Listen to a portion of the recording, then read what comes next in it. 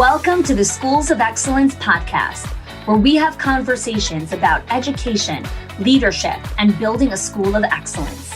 The goal on this show is to bring you clarity, up-level your mindset, and give you practical strategies and inspiration so you can show up with confidence and trust your decision-making. I'm Chani Wolshansky. I'm a mom of 4 under 10, a former New Yorker, and been in the early childhood field my entire life. And I'm so grateful that you've joined me for this conversation. Welcome back, everyone, to another episode of the Schools of Excellence podcast. Today, I have a different style of conversation. Usually when I do my podcast, there are solo episodes where I'm really just talking about anything related to leadership, relationships, conversation around culture and staff retention. Today, I am excited to connect with Samantha Phillips and Chris Myers, both from Comploy. And we're going to talk a lot about simplification and streamlining. And I want to start off the conversation with the definition of simplifying your business and the definition of streamlining the back end of your business, because these words are thrown around so much, specifically in the childcare space. And I think everyone has really created their own definition at this point. For some people, simplification is, I just want to do less. I don't want to have anything on my calendar. I want white space. I want to wake up in the morning and not have to worry about anything. That's simplification. Streamlining might mean I don't want to have to be involved in anything. Everyone else is doing everything. So I think there's a lot of definitions. And Samantha, I'd love for you to kick us off with, how do you define simplifying a business? Yeah, thank you for having us. I define simplifying the business as not being in a constant state of overwhelm. So anything that I can delegate or pass off to somebody else or another service, for instance, that can help me not be in a constant state of overwhelm to the point that I feel like I can't accomplish anything because I'm just in a state of reacting constantly to so much going on. So for me, simplifying is just that. Removing things from my plate, being able to delegate those or outsource them to somebody else to be able to have room to breathe and not be in a constant state of overwhelm.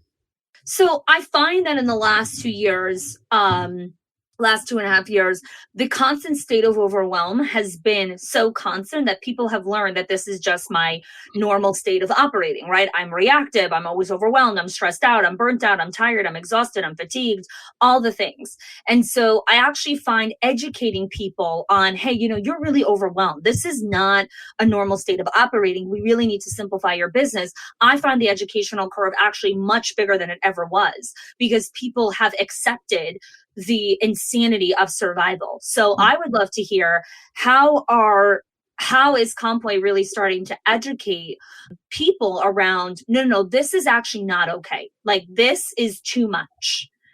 Chris, you want to take that one? Sure. They're going to play ping pong with each other, whoever's listening. I think taking it back to when you mentioned the term streamline, right? How do you define streamline? That's how we can help to educate those employers that maybe what they're doing is too much today.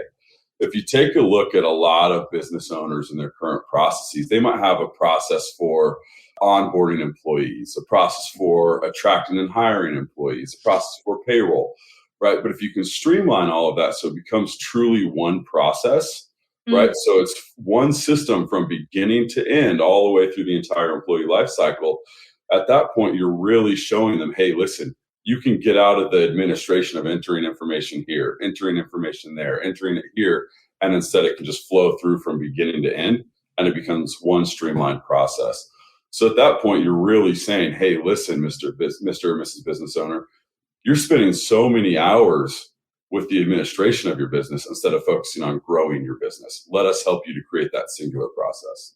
So I'm going to take it a step further, right? Because I'll just give you some of, for anyone that's new to the podcast, or maybe this is your first episode that you're listening to, what we do in our company is we focus so much on the leader's mental health and emotional well-being and how they're operating, right? And we use similar terms of like streamlining and simplifying. And when I start having conversation with leaders, they are so unaware of the fact that their body is in a state of like almost being ready to shut down because of the overwhelm and exhaustion. And so when someone says, when we have a conversation with someone around, hey, let's streamline that back end, what if someone says, but it's working, I'm okay, my heart's still beating, everything's still alive, everything's still functioning, the door still opens every single day, staff are still coming. And so it takes another step of awareness for the person to say, yes, everyone's alive and functioning, but is this the way I really want to be operating? Am I enjoying the process? Am I enjoying even what I'm doing? Because it's so overwhelming. So I'd love to hear your perspective on that. Sure. I think, with Comploy, once we get to the point where we're having the conversation with the client or the end user, it's a consultative approach to understand where they're spending their time, right? Because we want to understand what it is that they're doing. But more than that, we dive into why they started their business, why they're passionate about it, and then how much time they're spending on the administration of it versus doing the things that they actually love. We all say that if we're doing what we love, we never work a day in our life, right? Well, I guarantee when we have that conversation with most people, they start talking about, oh, I'm so passionate about, the children that we're working with and that we're helping today. However, I have to do all of this to have the employees. And then we talk about how the amount of hours and the time that they're spending there and how we can relieve that time and get them back into what they're focusing on. Then at that point, I think it helps to click in their mind, hey, you know what? Maybe I am spending a little bit more time on the administration of things than I am on the why I started this business, what I'm passionate about. When you think about your best clients, or like the kind of the people that you really enjoy servicing and taking care of and just helping them, what does that person look like? So for me, on the insurance side of things, I love working with somebody that didn't know that there were people out there that actually specialize in childcare specifically. Mm-hmm. So most of the people that I run into, most of the owners that I talk with, are either insured with like the local guy that's down the street, or maybe somebody's brother's cousins, friends, whatever, some type of through the grapevine referral. And being able to educate people is really important to me. I don't want to just sell you an insurance product. I want you to know exactly why you need specific types of coverages and what that looks like for your business, how it would cover a specific claim situation. So for me, any owners that have never worked with a childcare insurance specialist to the point that they don't recognize or have never had the opportunity to see the value in that are my favorite clients to work with. I find that when you share that education with and really open their eyes to either how underinsured they are or just how much more informative that process and how involved their communication in learning what their business looks like. Tell me specifically about your program. What do you have going on to make it a customized protection plan?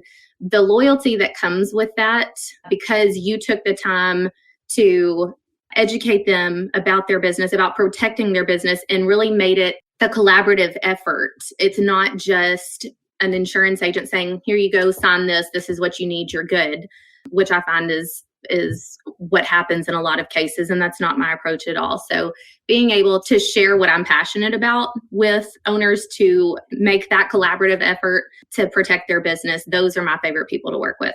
So I find insurance a very personal conversation, no matter what type of insurance you're buying. So whether you're buying a life insurance policy or you're buying, car insurance, homeowners insurance, whatever insurance you're buying, it's very personal because everyone needs something different. Everyone's needs are different. Everyone has different business models. Everyone has different family structures. Everyone has different life goals. When it comes to life insurance, everyone has different health liabilities when it comes to it. And so I find that, any of the insurance people that we've worked with, when my husband and I bought insurance or when I was running a childcare center, I find the relationship such an important part of the process. Like the trust level for someone to purchase an insurance policy is really, really high because you're not buying a product of like, here's $100, here's your phone, here's $2, now I got a water bottle. You're not doing this transference of goods. You're buying an insurance policy. So you're educating the person against something that could possibly happen in their center or how to protect themselves, which is a much much harder education that you're doing because you need to be in a completely different state of awareness when you're at a level, right? Kids don't buy insurance, right? Kids buy candy. They exchange money for things that they want right now. But a child in a developmental milestone phase, a child doesn't purchase insurance for lots of reasons, but mainly developmentally, their brain doesn't conceptualize buying something for it doesn't add up. And so even though someone might be a grown-up, it doesn't mean that their brain is in a state of, oh, I should probably buy insurance. Like grown-ups do that. Educated, smart people buy insurance. So now that I did my whole spiel on insurance, I'm curious about if you can share, I don't know, just some interesting stories maybe, or an interesting anecdote when it comes to just helping people understand why insurance is important. Because we might think life insurance, oh, of course, everyone has life insurance. Well, actually, no, not every single family has life insurance or any type of insurance for that matter. Okay, so why is insurance important?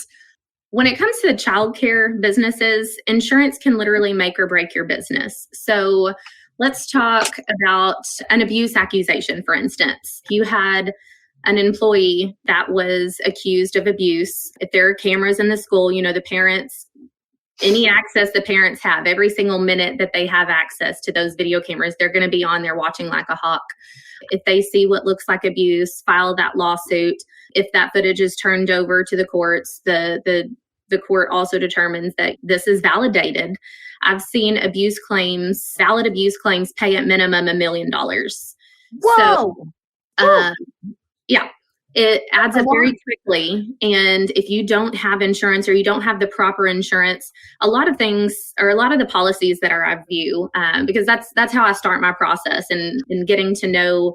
So I'll start analyzing the current insurance policies, figuring out what are they currently protected for, what's missing, and then bring in my analysis. Well, teach me about the program. What does your current program look like? And then I'll apply what I know about the program with what they currently have covered by the existing policies, and then attempt to close those gaps.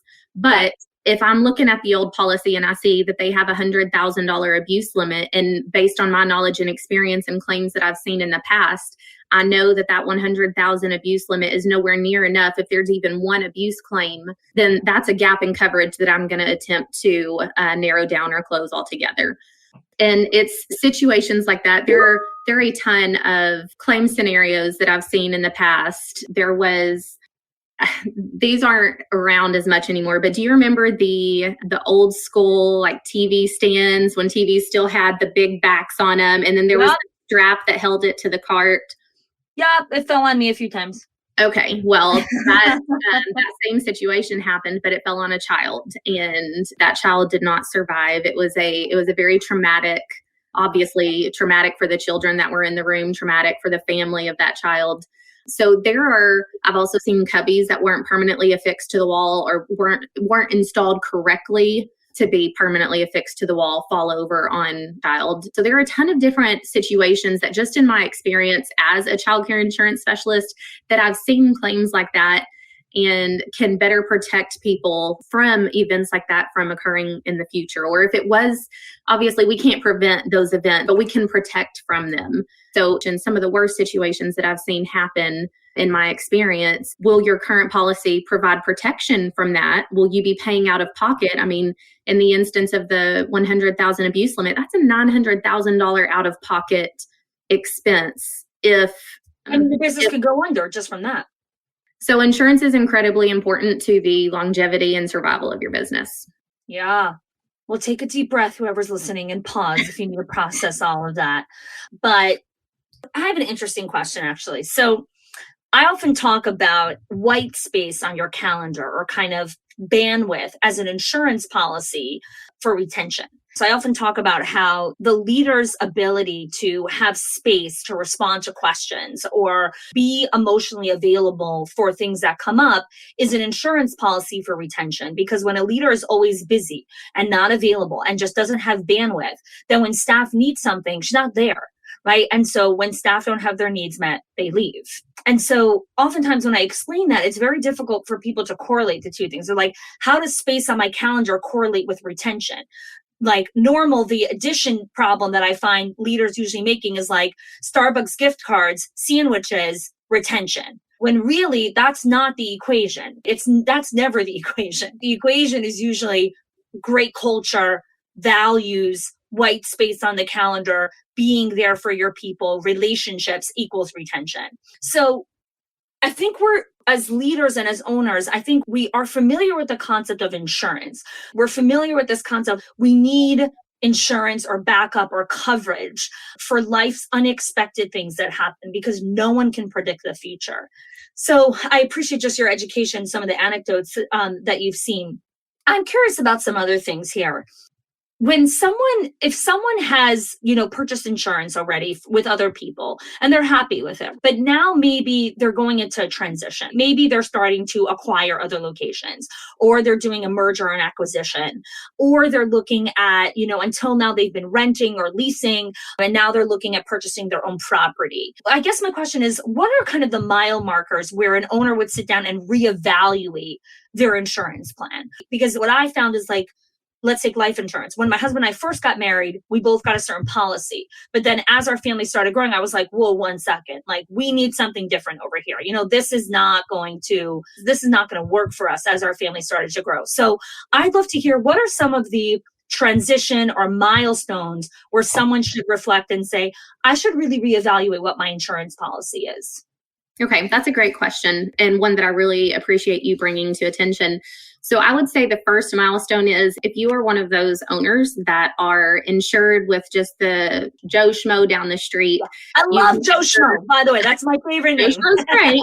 But if that's your insurance agent and they don't specialize in childcare, a lot of the policies that I see with Joe Schmo is just any insurance agent can get you into what's called a business owner's policy. And a business owner's policy basically consists of general liability and property, whether that be the building or if you lease just the business personal property. And I see, this is the biggest kicker for me. Insurance agents don't understand how much revenue there is in a childcare business. And so I typically see a business interruption limits of like 50 to 100,000 per year as business loss coverage grossly.